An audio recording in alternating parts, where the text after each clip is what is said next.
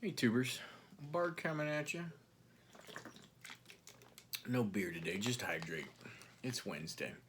Um, got my 2021 YouTube Hall of Fame ballot here. Um, First and foremost, I love this event every year. Shout out to Mike, baseball collector, for putting this on. I didn't even know who Mike was until 2 years into the YouTube Hall of Fame thing or whatever. The first year, I kind of just a little bit dismissed it. Um, only been heavily doing baseball for a year or two now, so when I was full football, I was just like, oh, that's a baseball guy thing or whatever.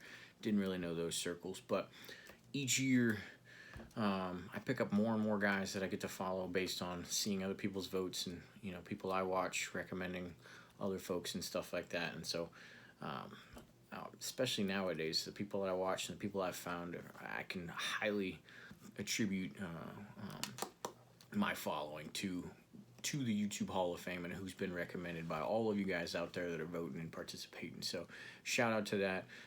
It took me about 2-3 months until after I think the second year of voting before I ever figured out who was hosting it and everything like that. But I dig it. It's not necessarily easy and puts a good amount of time into it. Not sure why negativity ever gets wrapped up into things like these. It's a fucking hobby, right? Like, why bring that stuff into this? We all get that stuff in our homes, in our workplaces and stuff. There's no reason to bring it into our safe spaces, our man caves and stuff like that. So shout out to Mike for putting this on once again. Looking forward to it. So got a couple votes here. I'll say a couple things about it though. First and foremost, I pretty much only vote for people that I know I'm going to watch on the regular, if not all the time. Now, most of the people that I watch all of the time have made the Hall of Fame at some point.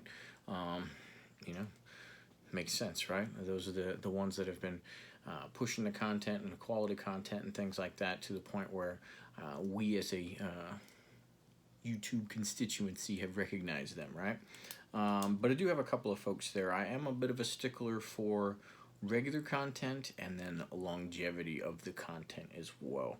So I've got 3 honorable mentions to start with, who will likely get my vote next year, but I want to give him a shout out anyway. Bowman53, I just found your page recently, or at least stumbled upon it and actually in earnest went after it. I had seen Bowman53 pop up on different, live feeds and stuff, people commenting and things like that, but I hadn't necessarily clicked over. I saw a video or two recently, and so, he's been around doing it for a while, and it looks like some good stuff, but I haven't watched him personally enough to give him my vote yet. He's like, if I grew up on the East Coast, he's one of those teams that plays on the West Coast. Didn't really get to see him enough, but likely to I wanted to give him a shout out and likely to get a vote probably next year. Same with Rated Rookie. I've been following him a long time on Instagram. Not as much yet on YouTube, but watching him more and more lately. Cards are ridiculous. His collection's ridiculous. He collects all those things that most of us are, too scared to get involved with the 90s inserts and the atomic refractors and all those things, but just beautiful things that, we always wished that we could pull out of a pack when it was 1 in 10,000 packs in the 90s and stuff like that. So good stuff. A good follow on IG as well, but I got to follow him a little bit more on YouTube before he gets my vote. And then another one who if you keep making videos like you do, Rick, for the next year, you're guaranteed to get my vote. But he's been on YouTube for only about 15, 16 months, and I'm looking for a little bit more longevity. But he's coming with a fury. In a year, just barely over a year, Rick at Vintage Oddball Cards has already well surpassed me on subs and everything.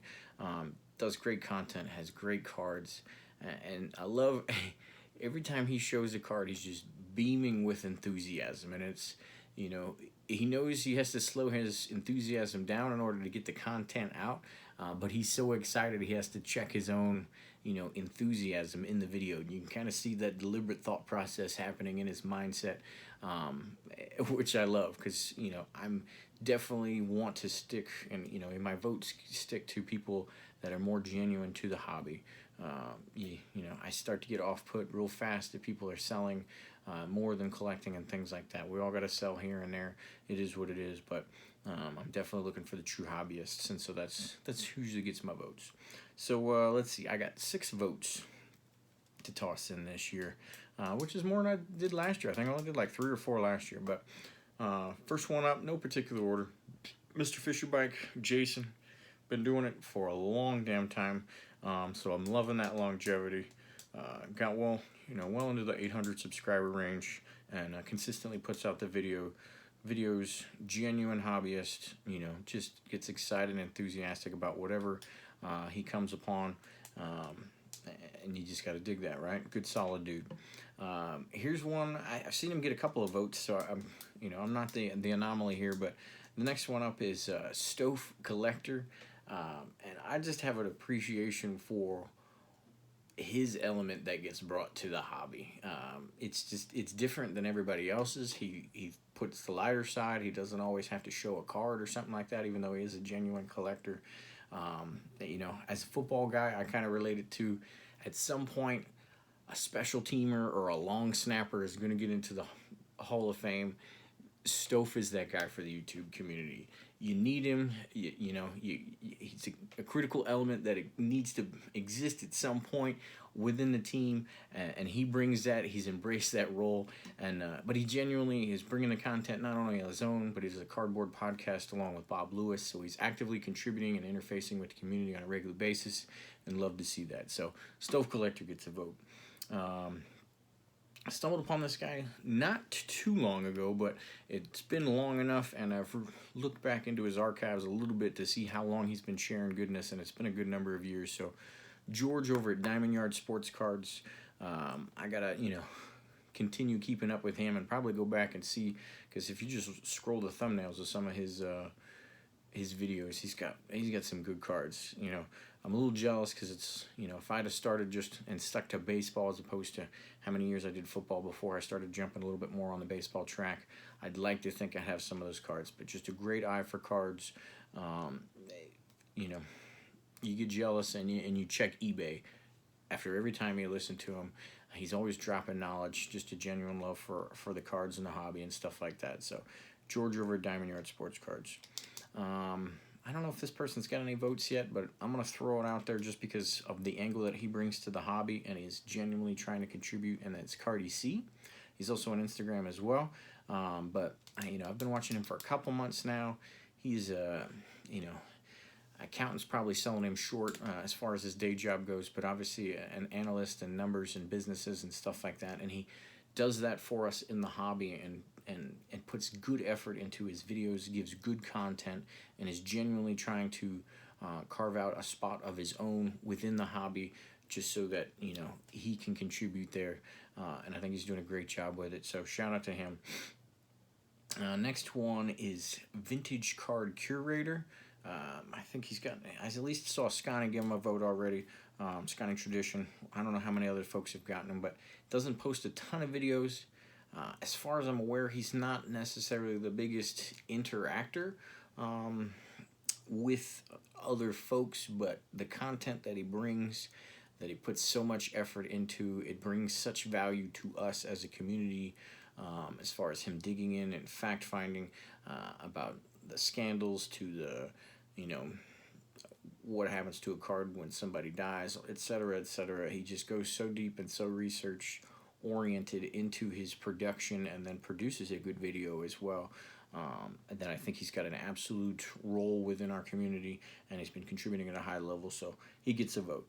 And then last but not least, he got a vote from me last year. He doesn't get a lot of love because he's a football guy, and us football guys are, just this tiny little segment over here in the big baseball world that is the YouTube community a lot of times. But Brad8671, been in this for a long time, making videos for a long time, been super consistent about it.